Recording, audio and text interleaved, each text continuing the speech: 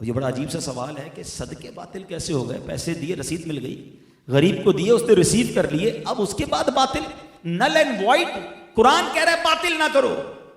اب پہلے نے ایک بات سمجھنی ہوگی، جب تک ہم اپنے اینیمی کے بارے میں نہیں جانیں گے نا، اس کی چالوں کے بارے میں نہیں جانیں گے، ہم برباد ہی ہوتے رہیں گے، وہ ہمیں نقصان ہی پہنچاتا رہے گا۔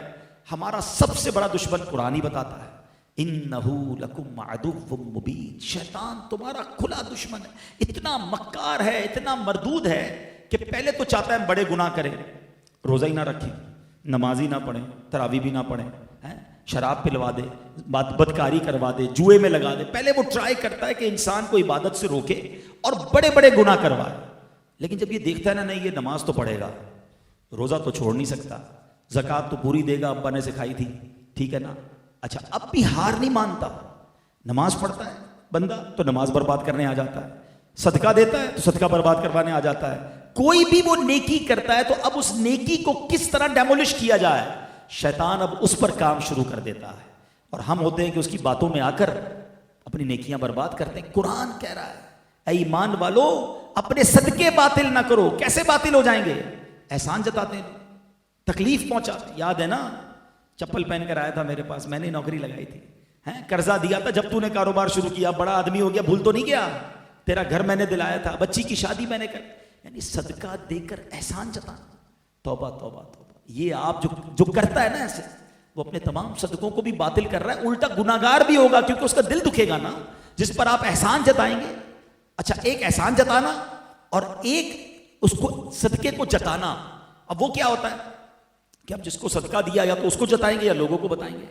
پہلے تھا نیکی کر دریا میں ڈال، اب نیکی کر فیس بک پہ ڈال، اب تو ہر چیز دکھانی ہے، چندہ دے رہا ہوں، چیک دے رہا ہوں، راشن بانٹ رہا ہوں، ہر چیز۔ اگر تو یہ نیت ہے، دیکھیں اللہ تعالیٰ دلوں کی حال جانتا ہے، یہ نیت ہے کہ میں اس لیے کر رہا ہوں مجھے دیکھ کر اور لوگ کریں، پھر تو ٹھیک ہے، مگر اپنے دل سے پوچھے، کسی اور پر فتوا نہ لگائیں۔ اچھا کوئی یہ کر رہا ہے تو آپ کہیں یار مولانا صاحب نے بیان کیا تھا، یہ دیکھو جتا رہا ہے، آپ اس پر فتوا نہ لگائیں، آپ صرف اپنے آپ کو چیک کریں، میں اپنے آپ کو چیک کروں کہ یہ کیوں ہم کرتے ہیں۔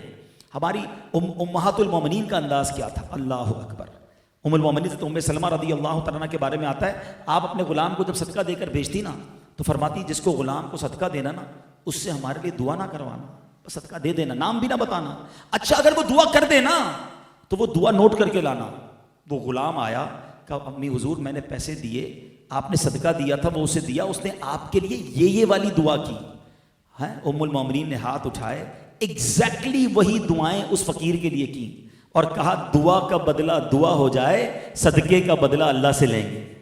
ہمیں دعا بھی نہیں چاہیے وہ۔ اچھا ہمارا کانسیپٹ کیا ہے؟ یار امام صاحب ذرا خاص والی دعا کرائیے گا، کارپیٹ بچھوائیں حاجی صاحب نے، نام بھی ہونا چاہیے، پھر بتائیے گا بھی کارپیٹ کولر ہم نے لگایا، یہ فلاں پنکھا، ذرا اسپیشل والی، پھر نام بھی اسپیشل، پتہ نہیں کون سی اسپیشل والی دعا ہوتی ہے۔ خود سوچیں آپ، یہ اعلان، یہ اسپیشل آپ کا نام لیا جائے اس لیے کہ آپ نے صدقہ دی، کیوں آ رہا ہے دل میں؟ یہی تو وہ شیطان کا وار ہے۔ اللہ نے قرآن میں فرمایا کہ نہ کریں یہ۔ اچھا پھر بڑا جی چاہتا ہے کہ لوگوں کو بتائیں ہم نے یہ کام کروایا، میں نے مسجد بنائی، میں نے چھت ڈلوائی تھی، ٹائلیں ہم نے لگی ہیں، یہ سارے مصلے میں نے اپنے ابو کے اصالے ثواب کے لیے لگائے، کیا ضرورت ہے بتانے کی؟ آپ نے آپ جانے، رب جانے نا۔ ہم تو کسی کو وہ امہات المومنین تو دعا نہ کروائیں اور ہم کسی کو عمرے پہ بھیج دیں، بھائی پہلے ہی نظر دیکھ کر کعبے کے لیے میرا نام پہلے لینا، تیرا بعد میں لینا، پیسے میں نے دیے ہیں، ہر چکر پر میرے لیے دعا کرنی ہے۔ آپ خود سوچو یار، آپ کچھ نہ کہیں اسے، وہ ایک دعا نہ کرے آپ کے لیے، ہر قدم پر آپ ہی کو ثواب ملنا ہے کیونکہ آپ نے بھیجا ہے اسے۔ اللہ سے اجر مانگے نا، لوگوں سے کیوں ہمیں امید ہوتی ہے؟ اور یہ صدقے باطل کرنے والا کام یہ شیطان ہم سے کروا لیتا ہے۔ اور یہ صرف صدقے باطل نہیں ہوتے، اور بھی بہت سارے اعمال ہیں۔ اخلاص کی تعریف علماء نے یہ بیان کی، the definition of اخلاص، جس طرح گناہوں کو چھپاتے ہو اس طرح اپنی نیکیوں کو چھپاؤ۔ مجھے بتائیے ہم میں سے کتنے ایسے جو چاہتے ہیں میرے گناہ سب کو پتہ چلے؟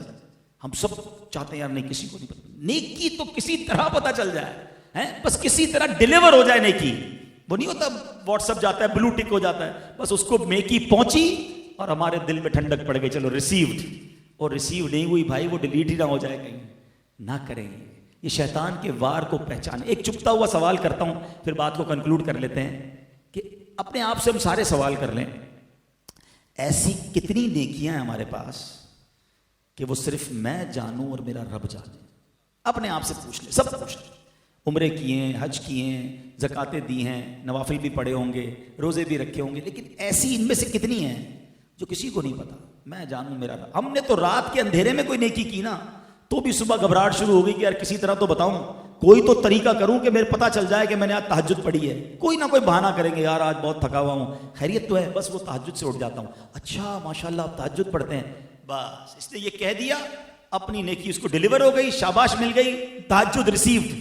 اللہ کے بندوں خود سوچو، کچھ تو ایسا کرو کہ میں جانوں اور رب جانے۔